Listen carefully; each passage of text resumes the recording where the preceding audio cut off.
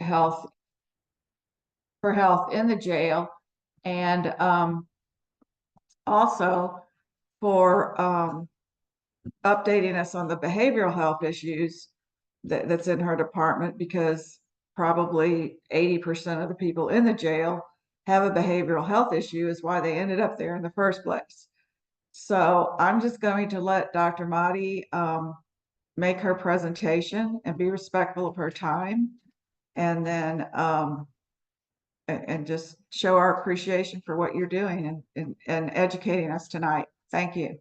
Thank you so much, Ms. Walker. And your introduction of me was absolutely too kind, but very appreciated on a Monday. Mondays, as you know, come fast and furiously. So it's lovely at the end of a fast and furious Monday to get such a kind and thoughtful introduction. I also just want to give you your flowers. When I took over this role, there are literally files upon files upon files that document your leadership and your work within the Department of Health before I was even thought of. And so your work lives on. I want to reassure you that even as recently as a couple of weeks ago, your name came up in conversation around some of the work that we do, especially as we were doing reaccreditation. So it's great to see a fellow public health leader on the call. I want to say thank you to everyone on the call for having me today and for extending this conversation. I want to be respectful of everyone's time, so I will dive in. I was provided with some questions that were submitted by this esteemed oversight board, and so I'm just going to question answer. I'm a get down to business kind of person, so I don't want to give you any fluff. We'll just go through those questions, and then if there are any questions thereafter, I'm happy to field those to the best of my ability as well. So I want to qualify where the information is coming from that I'm going to talk to you about today. I have a team of epidemiologists here in the health department who are still getting familiarized with the electronic medical records used by the Justice Center, especially the data that is older than 2023. That is what they've been working on and continue to work through. The Department of Health is also reviewing data from the medical examiner for the purpose of the report I'm giving you today as well. And so those are the two main sources of data. The data situation, I'll be honest with you, has not been ideal with the transition between providers. And my department's oversight role began with the new contract on December 1 of 2023. So everything else that we have been going through is historical in nature to us.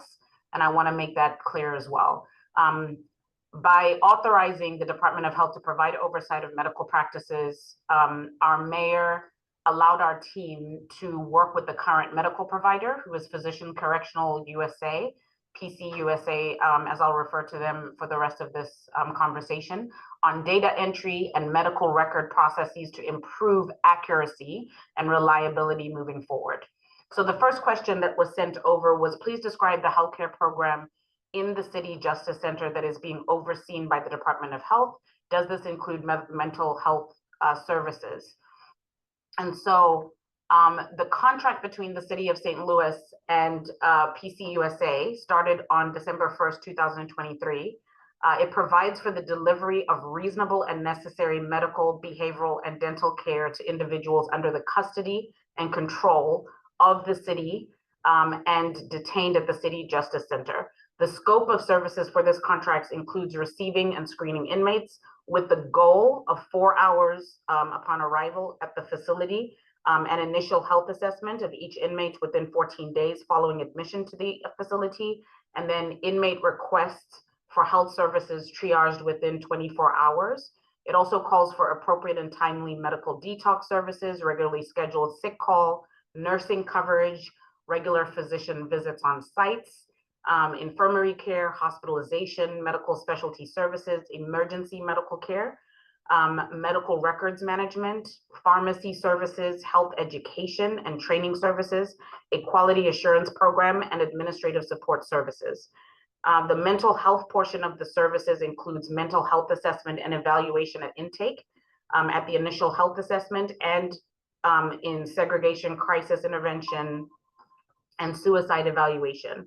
It also calls for medical administration and management, group treatment, discharge and aftercare planning, on-call services during nights and weekends for suicide attempts, behavioral health assessments, identified during receiving screenings, and psychiatric medical emergencies.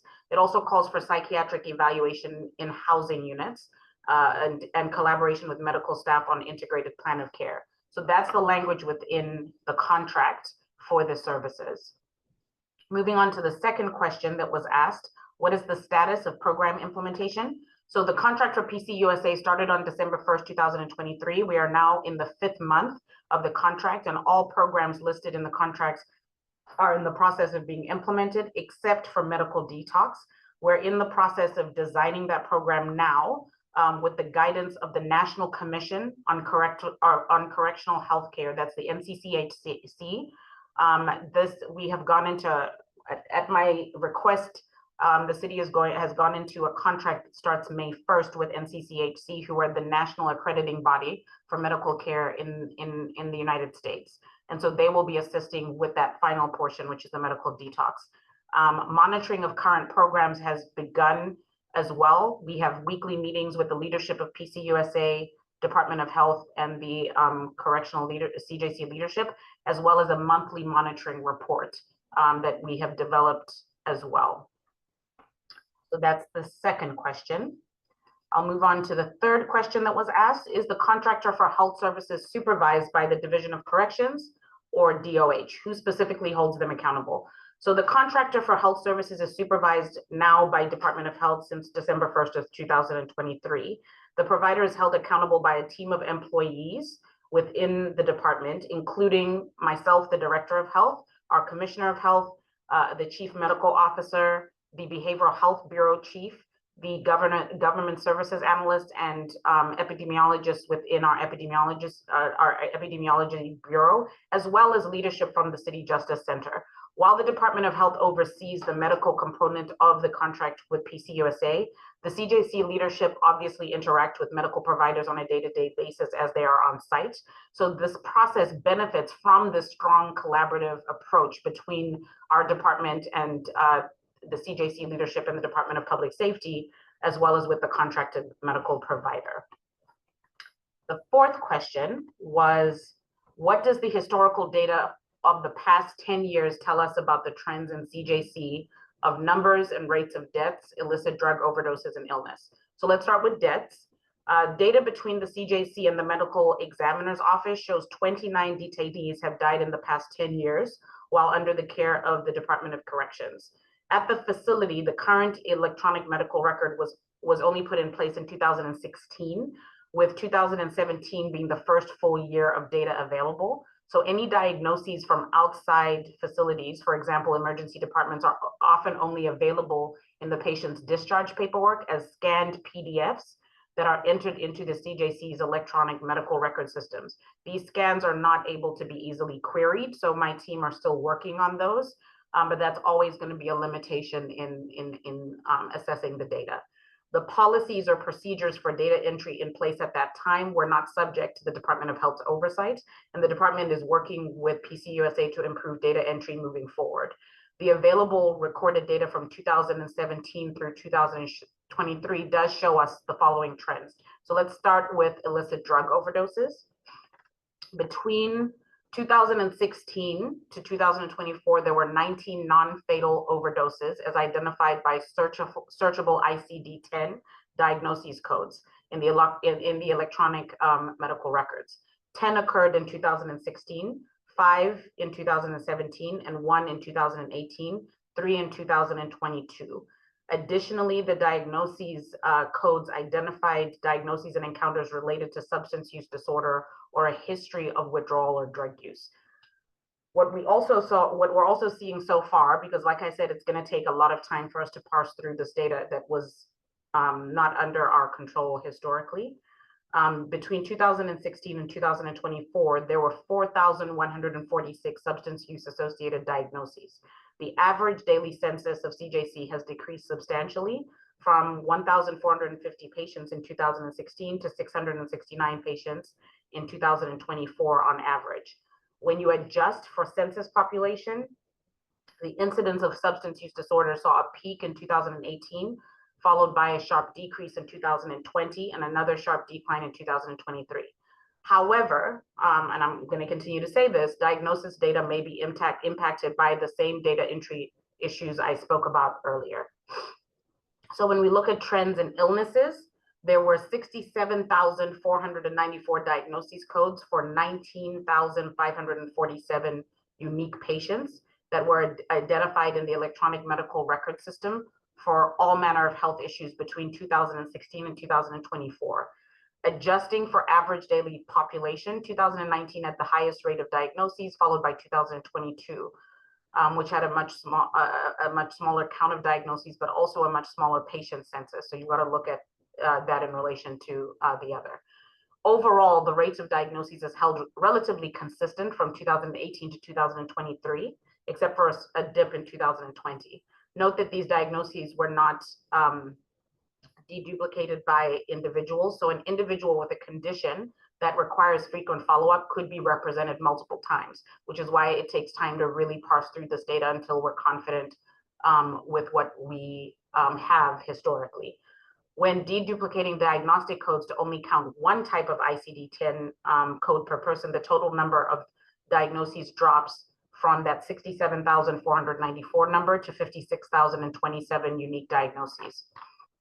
So what are the chief medical complaints of detainees? So of the diagnostic codes mentioned above, the most common diagnoses were related to number one, mental health conditions, which accounted for over 18,000, and that makes for 28.1% of the total patient population. This includes major depression, bipolar disorder, schizophrenia, and an anxiety. Chronic heart conditions, which makes up 11.4%. This is conditions such as hypertension and congestive heart failure. Third is chronic respiratory conditions, which makes for 8.9%. This includes asthma and COPD. A history of substance abuse or withdrawal from opioids accounts for 6.1%. Chronic pain, 5.1%. Dental issues, 5%. Neurologic conditions like seizures and transient ischemia account for 3.1%. Renal, metabolic, or endocrine conditions, 3%, communicable diseases, 3%, and gastrointestinal issues comprise 1.7%. This list is not meant to be exhaustive by any means. I'm trying to give you an idea of the scope and what those relative percentages are. Many conditions in the EMR were coded under the general other. So we would have to literally go through line by line of every one of those conditions for the past decade. But we do know from what we've seen so far that the condition categories that I listed for you, the 10 that I listed for you discretely, represent at minimum 75% of total diagnoses. So other less frequent conditions not listed here include things like injury and cancer. And like I said, it's going to take time for my team to go through that historic data. So the next question that was asked was, what are response times to detainee complaints of illness? So the response time standard per the NCCHC for detainee complaints of illness are the following: emergent requests, immediate and up to 24 hours, urgent requests within 48 hours, and routine requests, 24-hour triage and 7 days to complete. PCA USA is currently meeting these standards since we have been overseeing their functions. The next question was, what health screenings are performed upon intake by the police, the sheriff, and/or the corrections division? So SLMPD uses a standard form to ask questions of arrestees to assist with their transition into PD processing and their medical situation. These include questions in the following categories, and some of them may overlap with the medical questions that are asked separately by healthcare providers to assist with possible fit for their confinement evaluations. So the categories are demographics, general medical and medication use, psych history, and any visible arrestee injuries, impairments, or physical limitations. The Department of Health is working to improve health screening processes with our partners at the detention facility to ensure all parties have the necessary information to provide the best care of detainees. And this is one of the priority areas that I've set for the NCCHC contract that begins May 1st. Okay, so 2 more questions before I open it up. So the number 8 is, how many deaths and overdoses have occurred since January 1st, 2024 in the CJC building, whether under the jurisdiction of the Division of Corrections, Police, or the Sheriff's Office? Since January 1st, 2024, how many deaths of CJC detainees have occurred in transit or other hospital admissions? So there have been no deaths in the CJC in transit or other hospitalizations since January of 2024. There have been 11 non-fatal overdoses since January 2024. So in an effort to reduce the number of non-fatal overdoses moving forward, the Department of Health is training correctional officers on mental health and crisis response. Those trainings have already begun, including Narcan training. The CJC has been provided Narcan to use in the event of overdoses. Patients who are transported to local emergency departments receive a drug screening as requested by the Justice Center, part of their care. The Department of Health has staff who meet weekly with PCUSA staff to discuss outcomes and adjust interventions as necessary. And the two agencies are working, like I said, with NCCHC to design a process to provide medical assisted treatment. So what is medical assisted treatment? So MAT, as it's commonly known, is the use of medications in combination with counseling and behavioral therapies, which is effective in the treatment of opioid use disorders and can help some people to sustain recovery. So the last question that was submitted was illicit drug use is a major contributing factor in St. Louis to premature sickness, death, and disability, crime, and reasons for incarceration.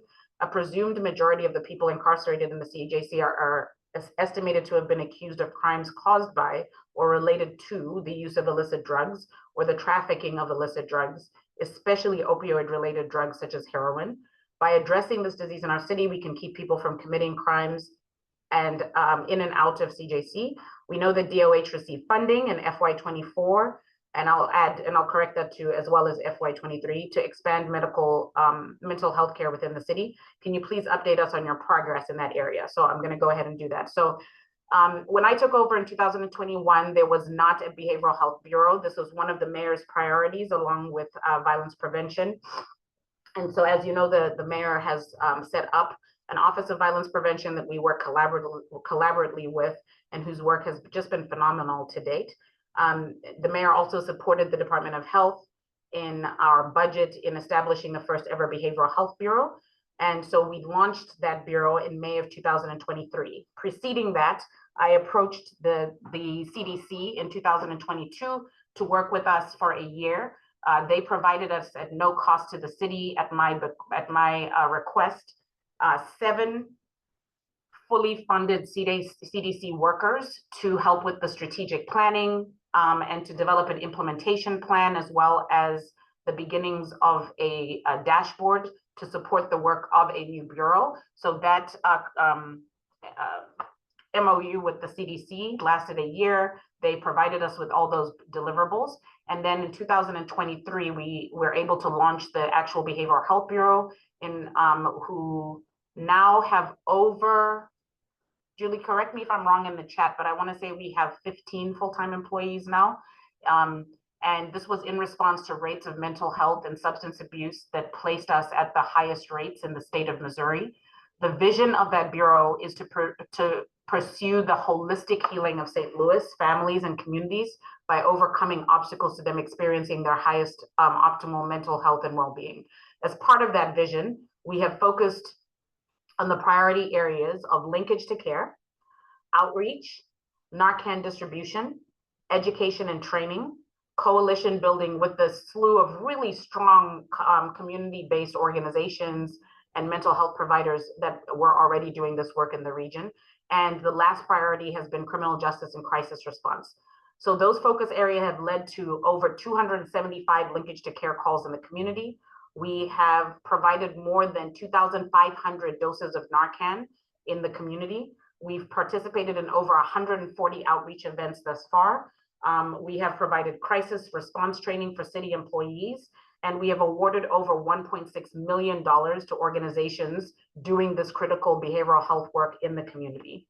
In addition, regarding the criminal justice system, Dr. Gary, who's the inaugural bureau chief, and the Behavioral Health Bureau are involved in the Criminal Justice Coordinating Council, the NCCHC audit process, jail diversion in the Circuit Attorney's Office, re-entry planning, the jail monitoring report that I talked about earlier, and the training of the CJC correctional officers and medical team on mental health outcomes and responses. So I will stop there. I wanted to at least provide directed responses to the questions that were provided. Thank you so much. Thank you, Dr. Mahdi. That was very powerful, very positive. I'm incredibly impressed with, first of all, your sense of urgency on all of these matters. And secondly, I'm impressed by your immediate results. It's very reassuring to know that you and your epidemiologists are looking at the data so that we can focus on what the real problems are, and have some data about what the real problems are instead of continuing to operate on rumors, are just assumptions that people have had to make because we couldn't get our hands on the data to show us what were real conditions in the jail and what were not. And I think there's been immediate improvements, especially in the area of deaths, since you took over and since we have this new contractor. And the things that you described that are in the contract now were never in the contract before. And I think your ability to hold them to account for meeting those timeframes and doing the things like the mental health screenings is going to make an incredible difference. So, thank you so much for what you're doing and for updating us. I want to ask James and Thomas, who are board members, if you have any questions for Dr. Motti before we let her go. No, I don't. James, you okay? I was just curious if the old data from the previous provider, if that also included the medical file. I'm sorry, you broke up a little bit. Can you repeat your question? I was curious if your old data that you have to run through from the previous provider, if that included the records from MSI as well as CJC before MSI shut down. Julie, you're on the call. Yeah, I can answer that. So in EOMIS, the medical record system, you can choose the location. So the old location is in there, but you can filter to just the Justice Center, and we have been running our analysis just on the Justice Center. Makes sense. Anything else? Ruby, I was going to ask you if you or any of your staff members have a question for Dr. Motti before we let her go. You're on mute.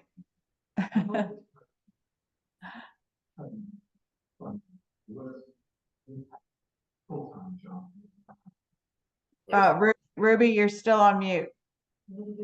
You can't get off.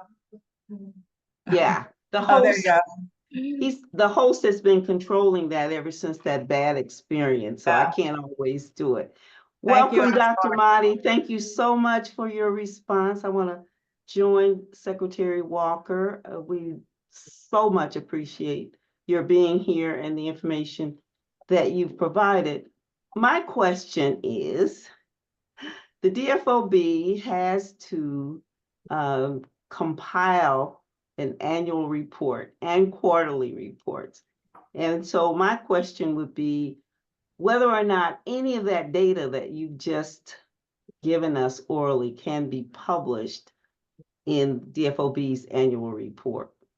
I can certainly make that request of my superiors. I'm not sure about the relationship and data sharing agreements that may or may not exist, but I can definitely make that request known and have someone from my team provide that response. Thank you so much. Absolutely. Had to put it out there. Thank you so much. And Ruby, we're capable of summarizing her presentation in our minutes, right? Yes, we can do that. The problem, I would not want to publish, though, for consumption, any of the information that she has provided specifically to your questions without some consent. I think Barb would probably appreciate that too. Okay, I understand. Right. All right. Well, Dr. Motti, thank you. We respect your time. I know how precious it is, and I know how hard that job is. So we will let you go. Anyone knows it's you, right? Thank you, Doctor. Appreciate the transparency. Thank you so much for having me, and have a wonderful evening. You too. Thank you. Thank you, Julie. Thank you, Julie. Thank you. Okay, well, we've got three of us. Well, We I need was five just for gonna a ask, quorum. Madam Walker, Madam Secretary, do you want me to call the roll? Yeah, let's at least do that, but I think we will not be able to conduct any business as far as the minutes or the director's report or anything else that was on the agenda.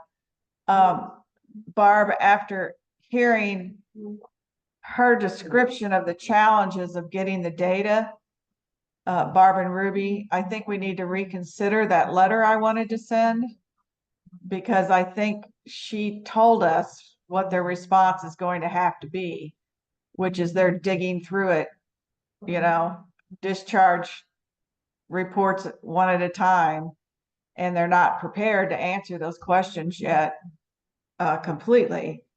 I mean, her summary was very, very good and very informative, but let's just rethink that a little bit Okay. before we send those letters. But yes, I'm sorry, Ruby, go ahead. Board Member James Dom, Present. Member Thomas J. Lawson, Present. Member Hillary Stuckey. Board Member Hillary Stuckey, I've not seen her. Secretary Pamela Walker, Present. Reverend Darrell Gray, Chair. Board Member Arnita Lewis Walls. Board Member Arnita Lewis Walls. That is the roll, Madam Secretary, and you do not have a quorum. Right. So the one thing I'll do for everybody that's on the call, and Tom, you chime in because you were there. We had a lot of media about our visit to the jail last week. We did not intend for that visit to be confrontational, but it ended up somewhat confrontational in the media. Our expectation was that 3 of us would meet with 5 detainees who represent their wards. And what ended up happening was 3 of us, Chairman Gray, Tom, and myself, met with 1 representative of a ward and his attorney, and behind us were 9 people representing the city.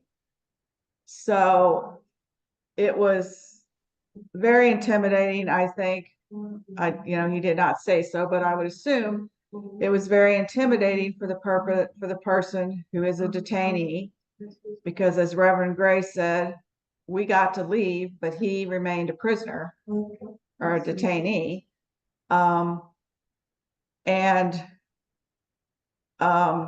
So we did get some answers. He did say that in his opinion, the leading areas of concern were health, food, and getting the cleaning supplies that they needed for their own sanitation stuff that they do themselves. And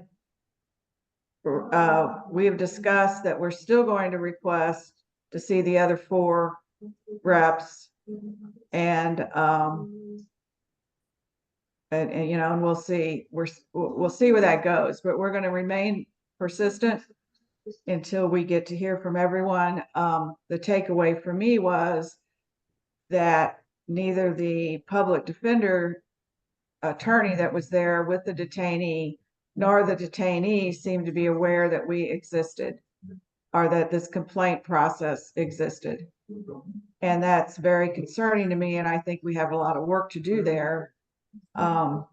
By meeting with the public defender's office, maybe meet with Arch City Defenders, who also defends a lot of people in the jail system, maybe meeting with the union reps, not to talk about anyone individually or their case individually, but to at least explain the process.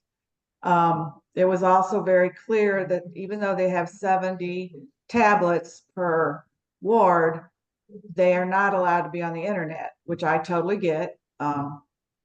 But since they're not on the internet, there's no way for them to file an online complaint.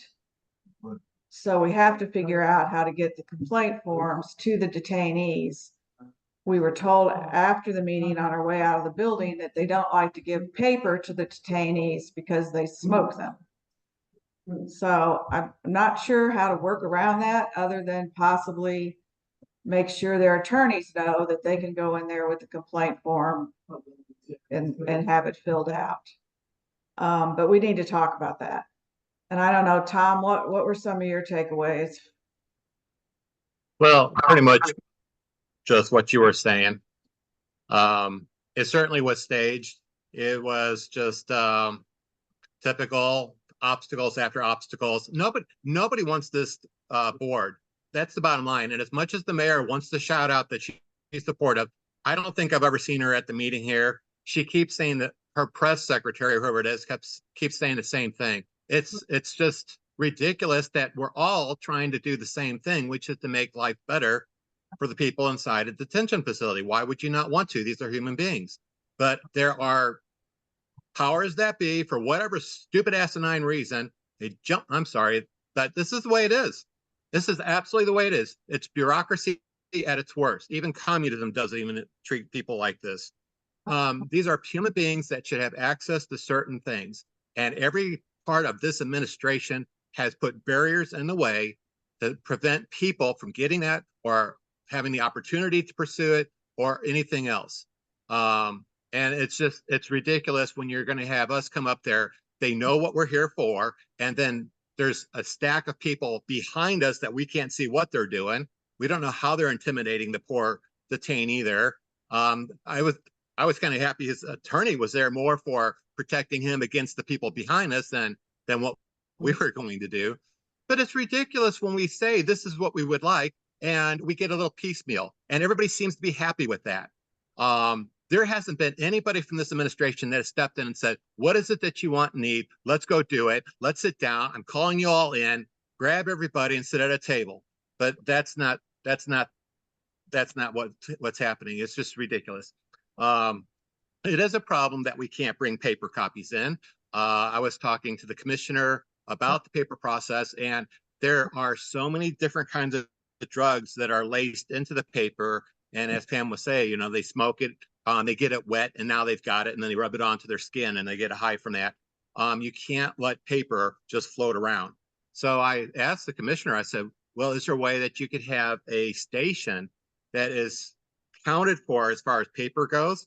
There's only a certain amount of paper in the tray. An inmate can come up to the window at a scheduled time. They can print that form out right then and there. The person, the employee of the facility could help them through the process, what to answer. And then they would take that complaint. And I'm putting a lot of trust in the system. But this would give the people inside an opportunity to do something. If it's something that's immediate, they need to probably contact their attorney if they have one.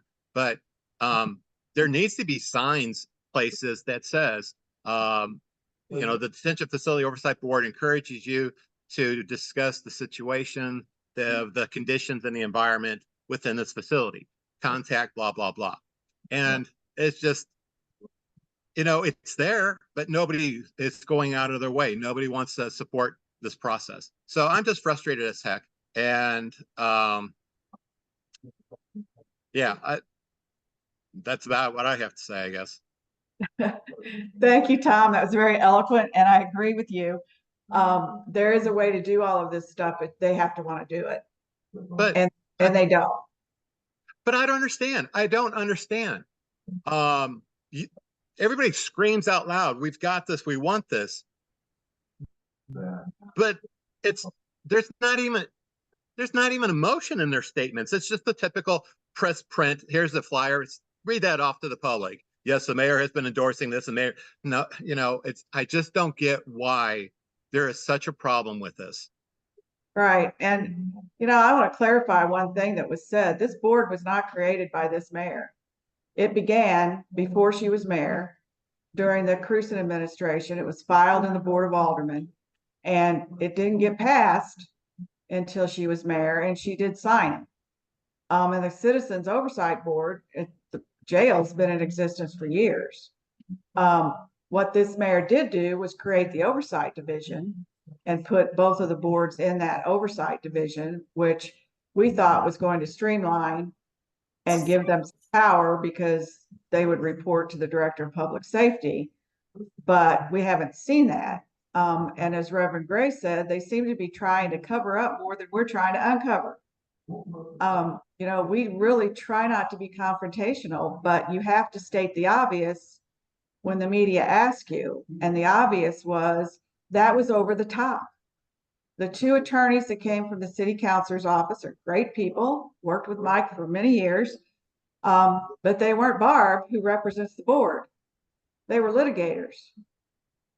And they were there supposedly because the detainee had his attorney there, but we didn't want his attorney there. That decision was made by administration in CJC. And during the task force under the Cruzen administration, I personally met with every dorm rep.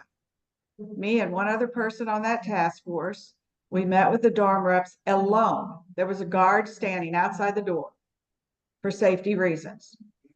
And it was very casual and very open. And we learned a lot from those meetings. And this was just completely over the top. You did not need the entire administrative staff of the CJC in that meeting with us. So I guess that's the way we'll have all the meetings going forward, but we aren't going to stop because we're frustrated and, they're not filling vacancies. It's going to become more and more painfully obvious to the media that no, this administration does not want this to work. So I'm sure Reverend Gray at our next meeting will have more to say about it. But we're trying to think about next steps and what we should do next. But we've been here for 2 years now. Yeah, 2 years. 2 years. And how many obstacles have been put in our way? And what have we actually accomplished? Part of us is part of our objective is to look at everybody, staff, inmates, everybody. And you can kind of see it right there that even the mayor's office doesn't even want to financially support the detention, the city justice center. They're understaffed. They don't have the things that they need that are just basic usage. And I can't imagine, and I'm not trying to be all that sympathetic, but there's serious problems there that are happening. And I'm sure the commissioner has been expressing herself about these things, all this drug that's coming in, that the fact that there's corrupt correction officers, there's corrupt contractors, there's corrupt people associated with it. We all know it's there and nothing is actually being put in place to stop it or to support that commissioner in those kind of endeavors. It's great that we had healthcare workers, but where are the correction officers? Where is this? Right, Tom. And one of the things I did share with the media, and they didn't use it at this meeting, but I think they will be using it in the future, is that the most recent city budget eliminates corrections officers' vacancies because of cuts that the state is potentially going to make by eliminating the city use tax. Our operating budget is not in balance if that happens. But, my statement was, so are we just giving up? We're not going to try to fill any of those vacancies anymore. We're not going to try to fully staff up and meet national standards. If you cut the positions, it makes it completely impossible. So, we can't start by cutting the vacancies. And I don't quite know what to do about that. Oh, sorry. No, go ahead. Okay. I asked the commissioner, what's her contingency if the city loses this 1% earnings tax? Apparently on TV already, the Board of Aldermen are already putting places or things in place to what, you know, what if we lose this money? What are we going to do? How are we going to approach it and stuff like that? So I asked the commissioner about, you know, how's this going to affect her budget? And she was just basically speechless. It's like, you know, she didn't say anything. She gave me a smile, but you could tell it was like, when there's nothing, how can you take nothing? Right. You know, and it's like we got cells that are overpopulated. We got understaffed correction officers. You're just waiting for another situation to happen, and then everyone's going to go, "Wow, why?" But I just don't get it. Why can't the mayor? Where's the director of public safety? Where are these two just sitting on the sidelines and have this potential power to do things that are not being involved? It's like a hush game. It's just so frustrating. I've been on the Ferguson Civilian Review Board. I was on there for a year and a half, and not one complaint made it to the police. And you know, there's crazy people in every city that's going to complain to the police. But the police had deviated the process where if there was a complaint that came in, they automatically called that person and said, well, let's not make this a complaint. Let's do this something else. You know, let's talk Right. in and let's see what we can do to make you satisfied. And it's the same side dance here. It's just 2 years of this, and nobody from any leadership position has actually sat down and said, yes, we need to do something. Yeah, we asked what It's just the complaint process is in the jail currently. And basically the detainees tell their CO. So if the CO is the problem, that doesn't work. And if the CO doesn't pass it on or says, oh, that's not any big deal or whatever, it never goes anyplace. So essentially, there is no complaint process within the jail right now. There just really isn't one. you And know, that's really concerning. when we had a problem in the city's attorney's office, we actually had the state with the governor come in to take a look, and obviously that was, you know, an explosion. And I personally think that at this point right now, I think we need to turn it over to the state. I think we need to bring it to the governor. I think we need to bring it to the attorney general of Missouri, and let's even throw in the just Department of Justice too. Maybe somebody there can get something done. But these people live every day in this situation, and they're blocked, they're intimidated, the resources aren't there for them, and there's just no reason for that. I I'm gonna agree. I put will myself also tell on you mute. guys from firsthand experience. If there are 5 dorm representatives and you met with one of them, they chose that person very carefully. That's what we figured. He wasn't going to say Yeah, anything. James. Go. Pam, go ahead. No, I just said he wasn't going to say anything in that situation at all. Without a doubt, there is all so much prepping and grooming. And again, this goes, why? Why do you have to prep and groom? And it's kind of like Reverend Gray saying, there's something hidden there. There's some problems when you have to spend this much time to orchestrate a 35-minute interaction. Yeah, he definitely appeared to me to be just something somewhere probably gave him encouragement to show up and just nod his head yes. His attorney said that what happened was not what he had been told was supposed to happen. Which we could all, be on that page. It wasn't for us either. So how can there be any trust between any of these levels? And I guess it would be easier just to sweep it underneath the door and just let it go, walk away from it. But we can't do that. Oh. No. All right. We need to. Do we have a rough idea on our next meeting, or are we gonna reconvene that via email? Reverend Gray said something about it when did he text us or email us, Ruby, that he was his flight got delayed. He emailed us. What did he am say I- about the next meeting? Did he?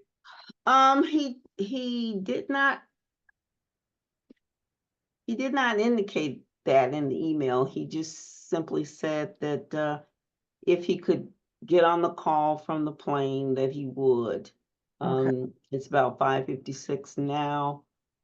He actually said that he would be landing, I thought, at 6 o'clock, but so he must not have been able to get on the call.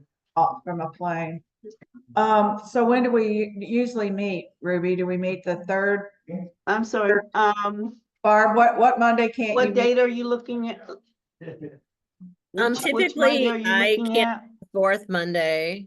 Fourth Monday? So how about the third Monday in May, the 20th? Is that okay with everybody for a regular board meeting? That meeting, maybe we can walk in with an action plan for our next steps. I may have a conflict because I know everyone's scheduling around Memorial Day Budget. weekend. So Oh, that's right. So when's Memorial Day this year? The 30th, isn't it? Yeah, I thought it was the next weekend. Yeah, it's the week, yeah, it would be the weekend after the third Monday for, yeah, I don't have proof. I just am thinking they didn't have a quorum on the 27th at my other set of hearings, so I see. but we will figure it out if that's the only day. We will figure it out. want to tentatively schedule it for the third Monday?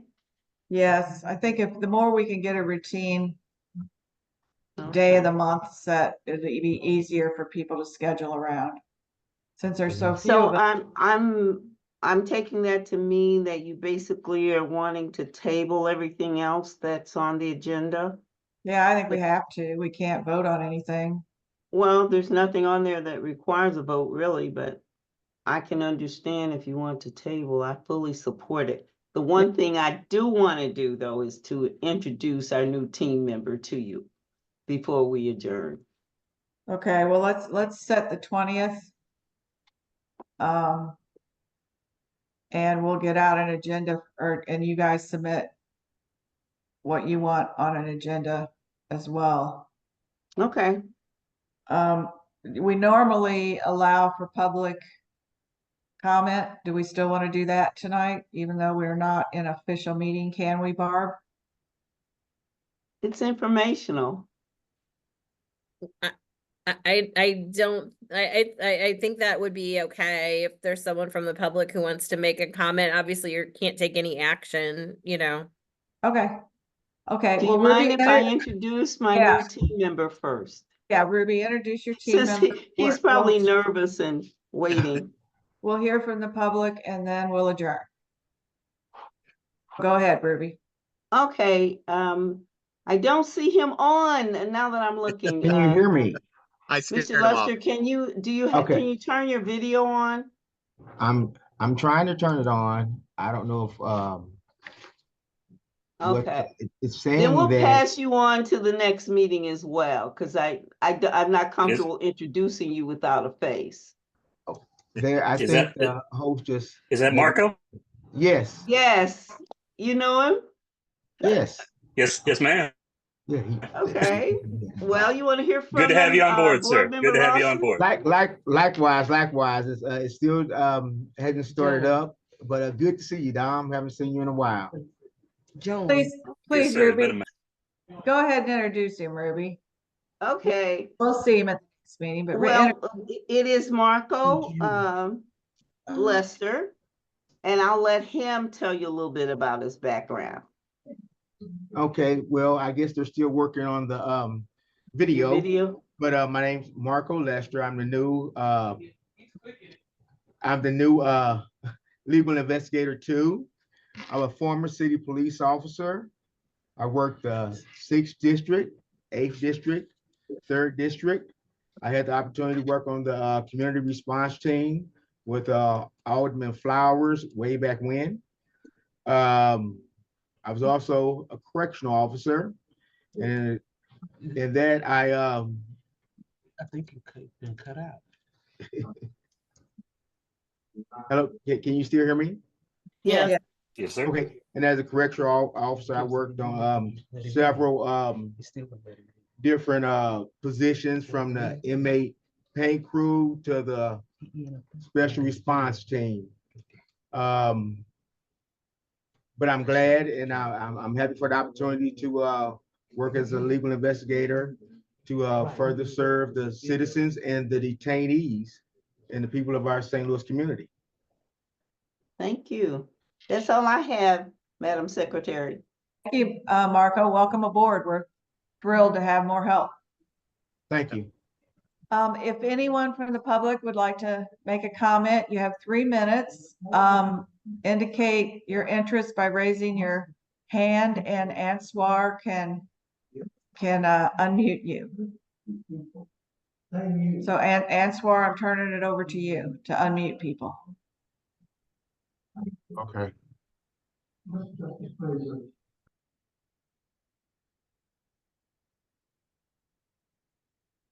Don't see any hands. No? Okay, going once? Going twice? Okay, no, going 3 times, no comments from the public. All right, thank you, everyone. We will move upward and onward and be communicating to the board where we think we go from here.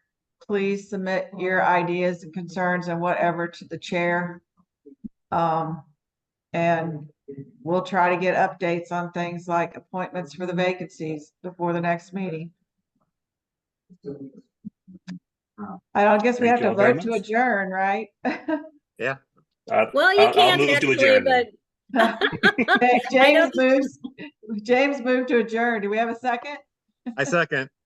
And I third it. Okay. It's unanimous.